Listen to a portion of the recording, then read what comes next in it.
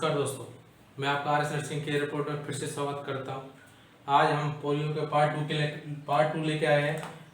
First part के अंदर हमने पोलियो के बारे में क्या पढ़ा, हमने पोलियो के बारे में पढ़ा, पोलियो क्या होता है, क्लियर। पोलियो के बारे में पढ़ा, फिर उसका इंक्यूबेशन पीरियड पढ़ा। क्या पढ़ा? Incubation period. उसके बाद हमने पढ़ा उसका कम्युनिकेबल पीरियड। क्या पढ़ा? Communicable period.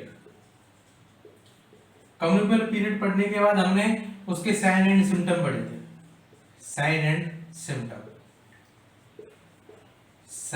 सिम्टम ये सारे हमने फर्स्ट पार्ट के अंदर क्लियर किए थे। क्लियर। ये फर्स्ट पार्ट की वीडियो मैं डिस्क्रिप्शन के अंदर डाल दूंगा, आप वहां जाकर भी देख सकते हो। यूट्यूब पर डायरेक्ट डाली हुई है पोलियो पार्ट फर्स्ट के नाम से। आज हम पढ़ेंगे इसके किसके बारे में? आज हम पढ़ते इसके डायग्नोसिस पढ़ेंगे। क्या पढ़ेंगे? डायग्नोसिस क्या करते हैं, इसका मैनेजमेंट क्या है। मैनेजमेंट के अंदर एक इंपॉर्टेंट चीज पढ़ेंगे, OPV vaccine, oral polio vaccine, है ना। और जिसको हम कौन से पढ़ेंगे, इसमें अंदर लाइव वैक्सीन पढ़ते हैं और किल्ड वैक्सीन। लाइव वैक्सीन और किल्ड दोनों को पढ़ेंगे, क्योंकि एग्जाम के हिसाब से ये बहुत इंपॉर्टेंट होती है। मैं चाहता हूँ फर्स्ट पार्ट के अंदर ही पूरा क्लियर करवा देता, लेकिन इनको अलग से पढ़ना जरूरी होता है, क्योंकि इनसे बहुत सारे सवाल बनते हैं। क्लियर। हम टॉपिक को स्टार्ट करते हुए हम स्टार्ट करते हैं डायग्नोसिस के बारे में पढ़ते हैं। सबसे पहले क्या पढ़ेंगे हम? डायग्नोसिस के बारे में, कि इसके अंदर क्या क्या डायग्नोसिस करते हैं। क्लियर। मैं डायग्नोसिस के बारे में बात करता हूं। किसके बारे में? डायग्नोसिस। कि डायग्नोसिस क्या करते हैं। डायग्नोसिस की बात करते हैं, सबसे पहले क्या करते हैं हम? History collection and physical examination. क्या करते हैं? History collection and physical examination. हमने क्या किया? हिस्ट्री कलेक्ट की और फिजिकल एग्जामिनेशन किया। क्लियर। अब फिजिकल एग्जामिनेशन के अंदर हमको क्या देखने को मिलेगा? ट्रिपॉड साइन देखने को मिलेगा। क्या साइन मिलेगा? ट्रिपॉड साइन देखने को मिलता है। अब मैंने बताया था लास्ट लेक्चर के अंदर, बताया था ट्रिपॉड साइन क्या होता है। मैंने बताया ट्रिपॉड साइन के अंदर क्या, जो पेशेंट होता है वो लोअर एक्सट्रीमिटीज में क्या अपना वेट नहीं झेल पाता है, तो वो क्या अगर लेफ्ट होने के लिए वन प्लेस से अनदर प्लेस जाने के लिए अपर एक्सट्रीमिटीज का यूज करता है। इसको हम एमोसाइन, उसका अदर नाम बताया था, इसको हम एमोसाइन भी बोलते हैं। क्लियर। तो हमने हिस्ट्री कलेक्ट की और फिजिकल एग्जामिनेशन किया।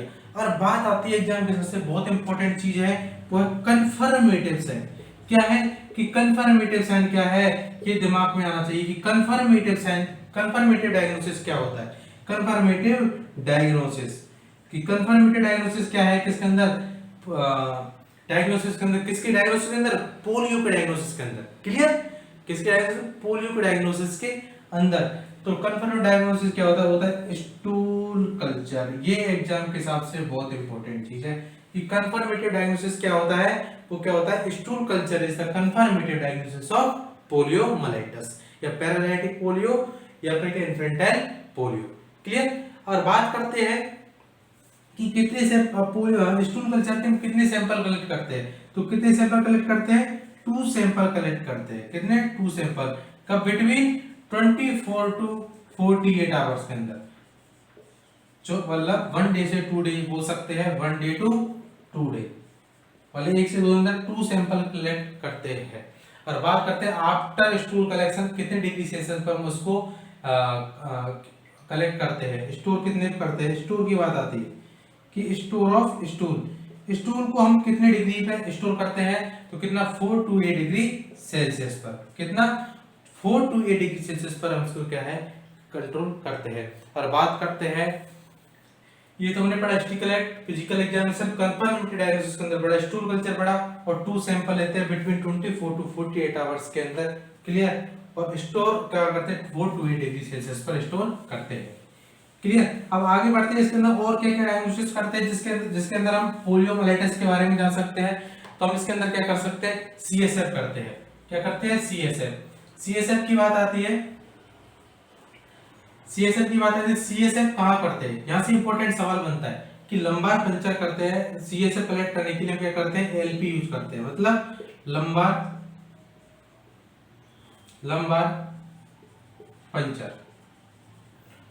पंचर की बात करता हूं मैं। क्लियर।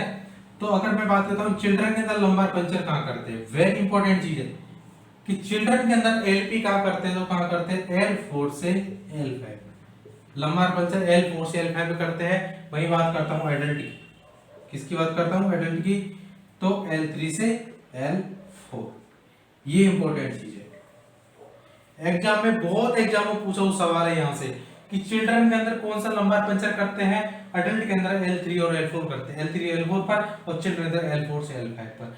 लंबार पंचर क्यों CSF करेक्ट करते हैं, क्योंकि एसेप्टिक मेनिंजाइटिस पोलियो होता है उसके क्यों करते हैं, aseptic meningitis polio, aseptic meningitis polio. उसके अंदर क्या हमको जो WBC होती है, क्या होती है WBC व्हाइट ब्लड सेल होती है, वो क्या है इंक्रीज देखने को मिलती है। ये इंपॉर्टेंट चीज है, क्या देख रहे हो इंक्रीज, क्या देखने को मिलेगा हमको, WBC काउंट है वो क्या हमको इंक्रीज देखने को मिलते हैं। क्लियर। उसके बाद हम करते हैं पीसीआर क्या है, पॉलीमरेज चेन रिएक्शन। क्या करते हैं, पॉलीमरेज चेन रिएक्शन करते हैं किसके अंदर, डायग्नोसिस के अंदर। उसके बाद करते हैं फेरिंग्स स्वैब कल्चर। क्या करते हैं, फेरिंग्स स्वैब कल्चर। फेरिंग्स को होता है और लैरिंक्स फेरिंग्स होता है, उसका स्वैब के द्वारा क्या हम कल्चर करते हैं। क्लियर। और अगर बात आती है कि जो स्टूल होता है उसको किसकी गाइडलाइन के अनुसार कलेक्ट करना चाहिए, वे नोट डालिए, नोट में लिखना कि stool collected by WHO guideline. ये देखिए हमने सबसे पहले CSF किया, CSF को करते हैं लंबार पंचर करते हैं L4 L5 पे, L3 L4 पे करते हैं।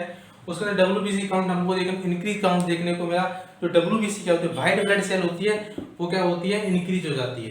क्लियर। व्हाइट ब्लड सेल का काउंट क्या इंक्रीज हो जाता है, तो लंबार पंचर और उसका पीछे करते हैं पॉलीमरेज चेन रिएक्शन। पॉलीमरेज के साइंटिस्ट कौन थे, कोलिमरेज नाम से साइंटिस्ट मैंने बताया था, ट्यूबरकुलोसिस पढ़ाया था उसके फर्स्ट में बताया था डायग्नोसिस के अंदर कि कैरीमुरस नाम के साइंटिस्ट ने किसकी खोज की थी, पीसीआर की। फेरिंग स्वैब कल्चर करते हैं, और जो स्टूल होता है, स्टूल को हम WHO की गाइडलाइन के अनुसार कलेक्ट करते हैं। तो WHO की गाइडलाइन होती है वर्ल्ड हेल्थ ऑर्गेनाइजेशन की, उसकी गाइडलाइन के अनुसार क्या करते हैं, इसको कलेक्ट करते हैं। क्लियर। अब बात करते हैं इसका मैनेजमेंट की। क्या करते हैं, मैनेजमेंट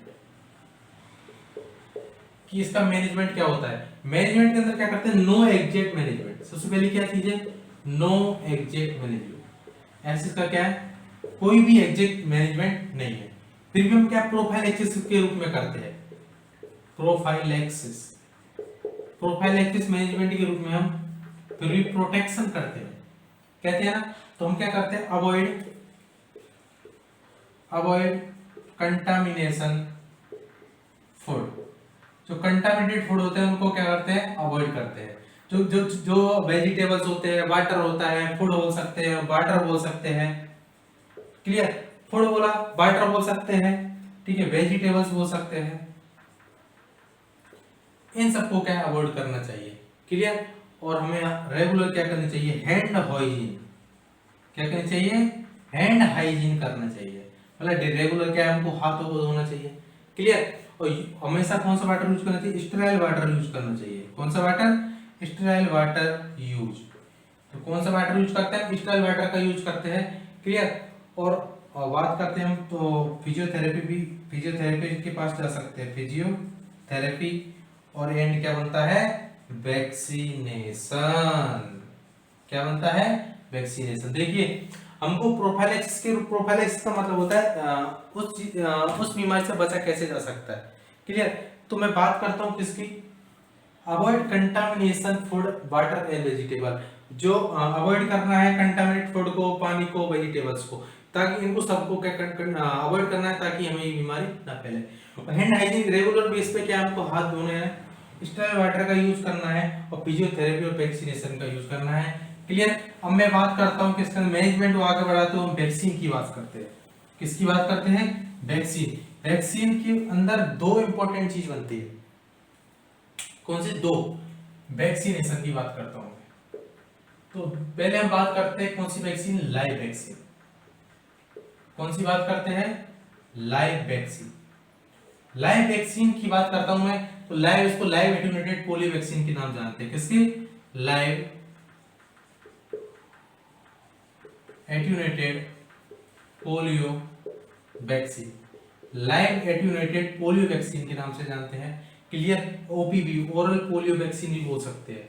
क्या? ओरल पोलियो वैक्सीन, या फिर हम क्या बोल सकते हैं? साविन वैक्सीन। ये इंपॉर्टेंट चीज है, साविन। ये याद रखना, साविन होता है वो लाइव वैक्सीन होता है, लेकिन साक होता है वो कौन सा वैक्सीन होता है? किल्ड वैक्सीन होता है, क्योंकि साविन नाम के साइंटिस्ट ने इसकी खोज की थी। क्लियर? और बात करते हैं मोस्ट हीट सेंसिटिव वैक्सीन कौन सी है? Most heat sensitive vaccine, most heat sensitive vaccine कौन सी है? तो वो live vaccine oral polio vaccine है। ये इंपॉर्टेंट चीज है, वेरी इंपॉर्टेंट चीज है कि ओपीवी कौन सी वैक्सीन होती है? साविन वैक्सीन होती है, मोस्ट हीट सेंसिटिव वैक्सीन होती है। अगर बात करते हैं हीट रेजिस्टेंस वैक्सीन कौन सी है, मैं बात करता हूं heat resistance vaccine. Heat resistance vaccine की बात करता हूं तो कौन सी है दोस्तों? वो है टिटनस। टिटनेस होती है वो कहती है हीट रेजिस्टेंस वैक्सीन होती है। क्लियर? लेकिन मोस्ट हीट सेंसिटिव कौन सी है? Polio vaccine. और बात करते हैं इसको स्टोर कितने डिग्री पे करते हैं स्टोर, तो -20 डिग्री सेल्सियस पर गैस को स्टोर करते हैं, डीप फ्रीज के अंदर स्टोर करते हैं। किसके अंदर? डीप फ्रीज के अंदर स्टोर करते हैं। डीप फ्रीज के अंदर स्टोर करते हैं -20 डिग्री सेल्सियस पर। और बात करते हैं डोज कैसे, डोज की बात करता हूं मैं, तो हम क्या करते हैं? बोलते हैं दो, हम बोलते हैं ना 2 बूंद जिंदगी की, तो वही कौन सी वैक्सीन है? वही पोलियो वैक्सीन है। तो हम कितना करते हैं? 2 ड्रॉप। क्या बोलते हैं? 2 ड्रॉप बोल सकते हैं। रूट कौन सा हो गया? रूट कौन सा हो गया? ओरली रूट के थ्रू करते हैं। किसके? ओरली रूट के थ्रू करते हैं। और कहां पर ड्रॉप कहां करते हैं? वेरी इंपॉर्टेंट चीज, drop on tongue. Drop on टंग, जो हमारी जीभ होती है, जीभ के ऊपर, क्या है? जीभ के ऊपर। क्लियर? तो आप ड्रॉप को डालते हैं। देखिए, लाइव एटेन्यूएटेड पोलियो वैक्सीन होगी, ओपीवी नाम जानते हैं। साविन वैक्सीन के नाम जानते हैं क्योंकि साविन नाम के साइंटिस्ट ने इसकी खोज की थी। जो लाइव वैक्सीन होती है मोस्ट हीट सेंसिटिव वैक्सीन होती है। कौन सी? मोस्ट हीट सेंसिटिव वैक्सीन होती है, ये इंपॉर्टेंट चीज है। क्लियर? और मोस्ट हीट रेजिस्टेंट वैक्सीन कौन सी है? वो है टिटनेस। टिटनेस क्या है? मोस्ट हीट रेजिस्टेंट वैक्सीन होती है। स्टोर -20 डिग्री डीप फ्रीज पर इसको स्टोर करते हैं। और डोज कितनी डालते हैं? 2 ड्रॉप डालते हैं, ओरली रूट से डालते हैं। और लेक्चर को आगे बढ़ाते हुए 2 ड्रॉप डाली ओरली, और ड्रॉप का डालते हैं, टंग पे ड्रॉप डालते हैं। क्लियर? और बात करते हैं टाइम, कि हम इसको कौन कौन से टाइम पर देते हैं। मैं टाइम की बात करता हूं तो एट बर्थ कौन सा डोज देते हैं? जब मैं इम्यूनाइजेशन पढ़ाऊंगा पूरा शेड्यूल, उसमें हर एक वैक्सीन को पूरी डिटेल से पढ़ाऊंगा। अगर एट बर्थ करते हैं तो कौन सा डोज देते हैं? 0 डोज। 0 डोज क्या होता है? जो बिफोर बर्थ फर्स्ट डोज दिया जाता है उसको बोलते हैं 0 डोज। अब 6 वीक की बात करता हूं मैं, 6 वीक पर क्या देते हैं हम? फर्स्ट डोज देते हैं। कौन सा डोज देते हैं? 6 वीक पे फर्स्ट डोज देते हैं। 10 वीक पे क्या है? सेकंड डोज देते हैं। 10 वीक पे क्या है? सेकंड डोज देते हैं। फर्स्ट वीक में कौन सा दिया? 0 डोज दिया। 6 वीक में फर्स्ट डोज दिया। 10 वीक में कौन सा दिया? सेकंड डोज दिया। और 14 वीक पे थर्ड डोज देते हैं। कौन सा? 14 वीक पर कौन सा डोज देते हैं? Third dose. क्लियर? 14 वीक पर थर्ड डोज दिया। और 16 टू 20 वीक पर क्या देते हैं हम? 16 टू 20 मंथ पर हम क्या देते हैं? बूस्टर डोज देते हैं। क्या देते हैं? बूस्टर।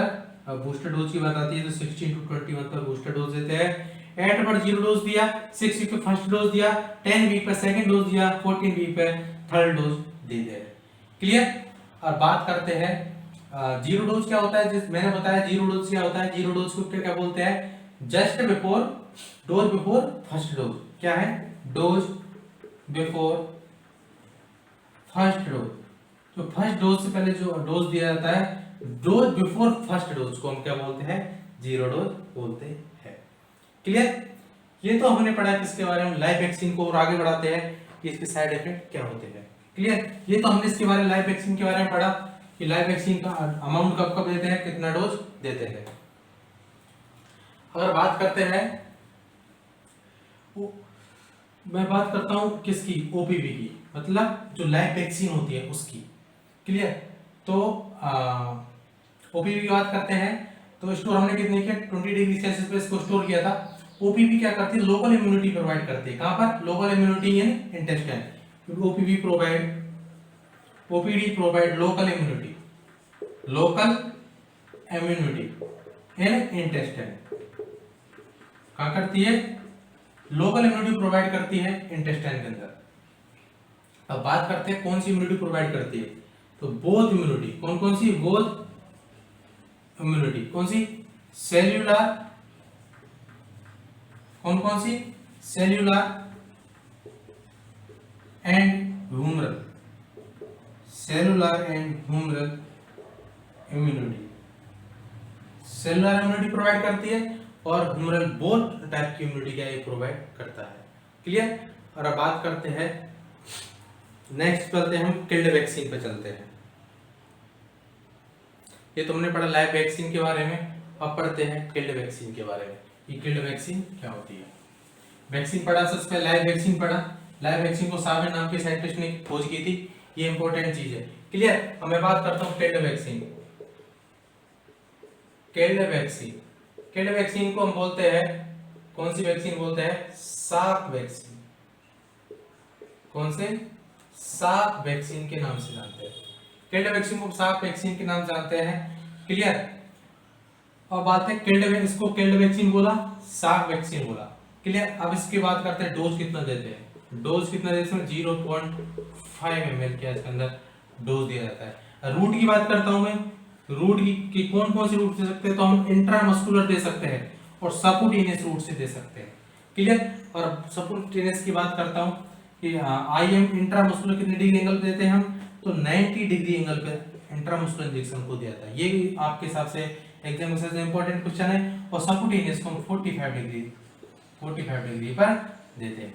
ये एग्जाम के हिसाब से इंपॉर्टेंट क्वेश्चन है। डोज दी 0.5 ml, रूट दिया आईएम के थ्रू। और ये अब टोटल बात करते हैं, टोटल डोज कितने देते हैं, तो इसके टोटल डोज कितने देते हैं। टोटल डोज की बात करता हूं मैं, टोटल डोज कितने देते हैं, टोटल हम इसको 4 डोज देते हैं। क्लियर। टोटल डोज कितने देते हैं, 4 डोज देते हैं। क्लियर। अब बात करते हैं जो हम इसको आईपीवी, इनएक्टिवेटेड पोलियो वैक्सीन के नाम से जानते हैं। और तो आईपीवी होती है, अब ये सिर्फ एक इम्यूनिटी प्रोवाइड करती है, कौन सी, ह्यूमरल इम्यूनिटी प्रोवाइड। लेकिन जो हमारी लाइव वैक्सीन थी, कौन सी इम्यूनिटी प्रोवाइड कर रही थी, ह्यूमरल और सेलुलर बोथ इम्यूनिटी प्रोवाइड कर रही थी। लेकिन किल्ड वैक्सीन होती है वो सिर्फ आईवीवी इम्यूनिटी प्रोवाइड करती है। और बात करता हूं इसको स्टोर कितने डिग्री एंगल पे स्टोर कब करते हैं, कहां करते हैं, 228 डिग्री सेल्सियस पे स्टोर करते हैं। कहां पर, रेफ्रिजरेटर में। कहां पर करते हैं, रेफ्रिजरेटर में इसको स्टोर करते हैं। क्लियर। और बात करते हैं, ये तो हमारा किसके बारे में, लाइव वैक्सीन के बारे में बात की हमने, किल्ड वैक्सीन के बारे में बात की। अब मैं बात करता हूं, इसके अंदर कुछ नोट है जो एग्जाम के हिसाब से बहुत इंपॉर्टेंट। हमने बात की साक वैक्सीन होती है, डोज 0.5 ml देते हैं, रूट आईएम सबक्यूटेनियस देते हैं, डोज टोटल 4 डोज देते हैं, ह्यूमरल इम्यूनिटी प्रोवाइड करती है और 2 डिग्री सेल्सियस पर सो क्या रेफ्रिजरेट करते हैं। क्लियर। मैं बात करता हूं, कुछ नोट लगाता हूं, आपका एग्जाम के हिसाब से बहुत इंपॉर्टेंट है नोट। इसके अंदर क्या करते हैं, मूविंग अप स्ट्रेटेजी यूज करते हैं। कौन सी, ये आप सब जानते हैं, कौन सी, moving up strategy. Moving up strategy क्या होती है, जैसे देखा हमने, जो डोर टू डोर, मतलब हर घर के दरवाजे तक जाना। हम देखें जो पोलियो वैक्सीन पिलाते हैं, उस टाइम जो हमारे पास नर्स आती है वो घर घर जाके क्या पोलियो की वैक्सीन पिलाते हैं। इसलिए कभी कभार एग्जाम में बहुत इंपॉर्टेंट सवाल बनता है, मूविंग अप स्ट्रेटेजी मतलब क्या होता है, door to door polio vaccine पिलाना। सिंपल सी चीज है। क्लियर। और बात करते हैं, पोलियो को पेशेंट के क्लॉथ होते हैं, उसको किससे डिसइंफेक्ट करते हैं। क्लियर। जो पोलियो का पेशेंट होता है, polio patient cloth disinfect, cloth disinfect. तो जो पोलियो पेशेंट होता है उसके जो कपड़े होते हैं तो किससे डिसइंफेक्ट करते हैं, तो हम बात करें 2% क्लोरीन यूज कर सकते हैं, या फिर क्या कर सकते हैं, अल्ट्रावायलेट रेज होती है उसके द्वारा हम इसको डिसइंफेक्ट कर सकते हैं। क्लियर?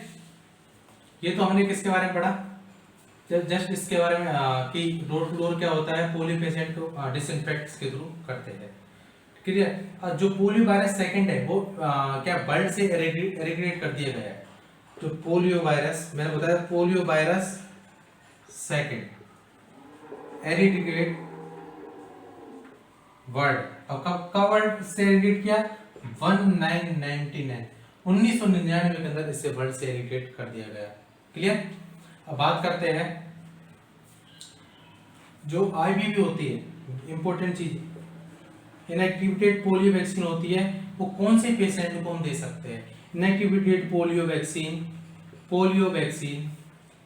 Given by HIV. जो एचआईवी का पेशेंट होता है हम उसको आईवीवी पोलियो वैक्सीन दे सकते हैं। क्लियर? ये तो हमने किसके बारे में पढ़ा, इसके थोड़ा इसके नोट पढ़े थे कि मुख्य स्ट्रेटेजी क्या होती है, पोलियो वैक्सीन को किस डिसइंफेक्ट किससे करते हैं। क्लियर? अब मैं बात करता हूं पल्स पोलियो इम्यूनाइजेशन की, PPI, pulse polio immunisation.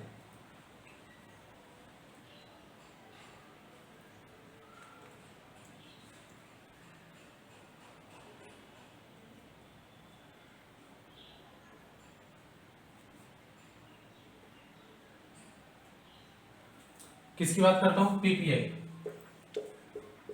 Pulse polio immunisation. किसकी बात करते हैं, पल्स पोलियो इम्यूनाइजेशन। क्लियर? तो पीपीआई ये क्या है, एक पीपीआई पल्स पोलियो इम्यूनाइजेशन क्या है, कैंपिजन है। क्या है, कैंपिजन है, कैंपिजन है। ठीक है? तो ये क्या है, प्रोग्राम, ये एक कैंपिजन है, नॉट प्रोग्राम। ये क्या है, प्रोग्राम नहीं है, ये चीज दिमाग में रखना, ये क्या है, प्रोग्राम नहीं है। और बात करते हैं ये इसको किसके द्वारा चलाया, गवर्नमेंट ऑफ इंडिया। किस द्वारा चलाया गया इसको, गवर्नमेंट ऑफ इंडिया के द्वारा चला गया है। देखिए ये जो पल्स पोलियो इम्यूनाइजेशन प्रोग्राम नहीं है, ये दिमाग में रखना, प्रोग्राम नहीं है। क्या है, एक कैंपिजन जिसको किसके द्वारा चलाया जाता है, गवर्नमेंट के द्वारा चलाया गया, किसकी, इंडिया की गवर्नमेंट के द्वारा चलाया गया है। और बात करते हैं टारगेट क्या है,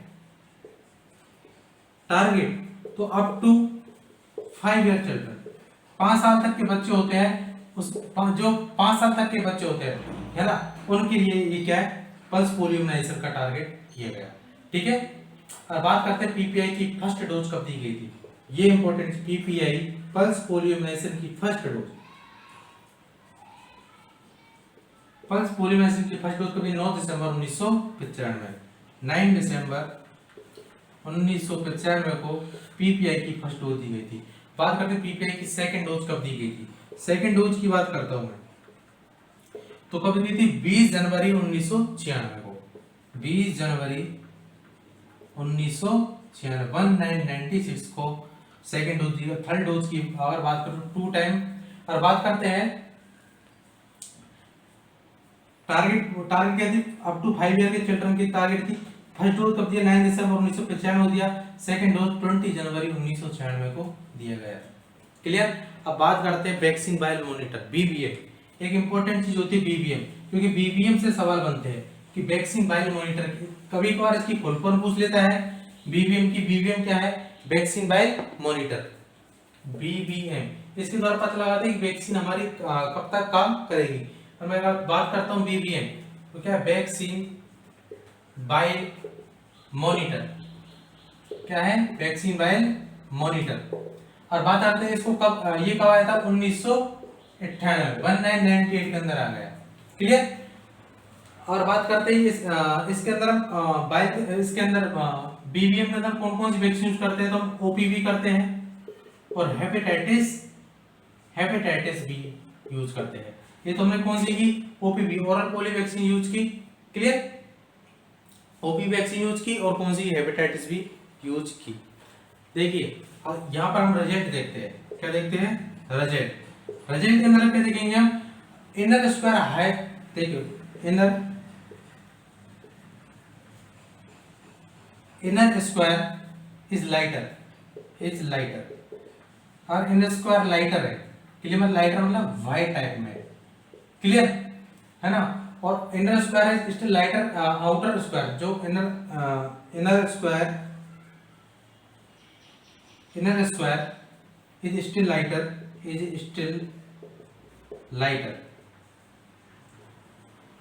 lighter than outer square, white then outer square, clear, मतलब ब्लू।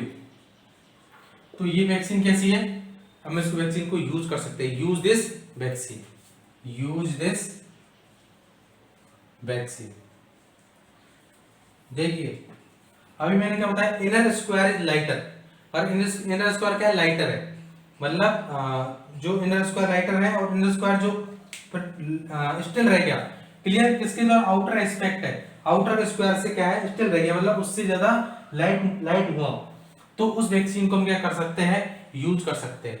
एग्जांपल की बात करता हूं मैं, जैसे हमारे ये इनर स्क्वायर है, ये वाला, क्लियर, ये आउटर स्क्वायर से क्या है, ज्यादा लाइटर हुआ, क्लियर, तो इस वैक्सीन को हम यूज कर सकते हैं, क्लियर। और बात करते हैं, और इसका जस्ट उल्टा बात करते हैं कि इनर स्क्वायर क्या है, इनर स्क्वायर ब्लू हो गया और आउटर स्क्वायर क्या हो गया, आउटर स्क्वायर क्या होगा, व्हाइट हो गया, क्लियर, व्हाइट स्क्वायर होगा, आउटर जो डार्क हो गया व्हाइट स्क्वायर हो गया या डार्क व्हाइट हो गया, तो हम इस वैक्सीन को क्या है, नॉट यूज, इस वैक्सीन को हम यूज नहीं कर सकते हैं, क्लियर। तो इस वैक्सीन को हम यूज नहीं कर सकते हैं। अब कुछ पॉइंट है कि लास्ट केस पोलियो के अंदर कब देखा गया था, इंडिया के अंदर, वर्ल्ड के अंदर कब देखा गया था लास्ट पोलियो का case, last case in polio in India, last case polio in India, last case कब देखा गया था पोलियो का इंडिया के अंदर, तो कब देखा गया था, 13 जनवरी 2011 को। बात करते हैं कहां देखा गया था, वेस्ट बंगाल के अंदर, कहां, वेस्ट बंगाल के अंदर, कब, 13 जनवरी 2011 को लास्ट केस देखा गया था। और बात करते हैं डब्ल्यूएचओ से, डब्ल्यूएचओ ने इंडिया कब, डब्ल्यूएचओ ने फ्री कब कर दिया पोलियो से, WHO declare polio free, WHO ने कब फ्री कर दिया पोलियो से, तो बात करते हैं 27 मार्च 2014, 27 मार्च 2014 के अंदर पोलियो से फ्री कर दिया जाएगा, क्लियर। 13 जनवरी 2011 को वेस्ट बंगाल के अंदर लास्ट केस देखा गया था, और डब्ल्यूएचओ डिक्लेयर 27 मार्च 2014 को डिक्लेयर डब्ल्यूएचओ से वर्ल्ड फ्री कर दिया गया, क्लियर। मैंने ज्यादातर आज इसके साथ आपको मैंने पल्स पोलियो की पूरी लाइव वैक्सीन पढ़ाई, केल्ड वैक्सीन पढ़ाई, क्लियर, बीवीएम पढ़ाया, वैक्सीन वायल मॉनिटर पढ़ाया, किस तरीके से उसको वैक्सीन को इनर स्क्वायर कैसा है, आउटर स्क्वायर कैसा है, ये आपको मतलब मैं पीपीटी लाऊंगा उसके थ्रू दिखाऊंगा, इनर स्क्वायर में डायग्राम के थ्रू कैसा मिलता है, क्लियर। आई होप आपको वीडियो पसंद आई होगी, हम नेक्स्ट वीडियो के साथ आएंगे, आपके साथ बहुत जल्दी मिलेंगे, ओके, थैंक यू।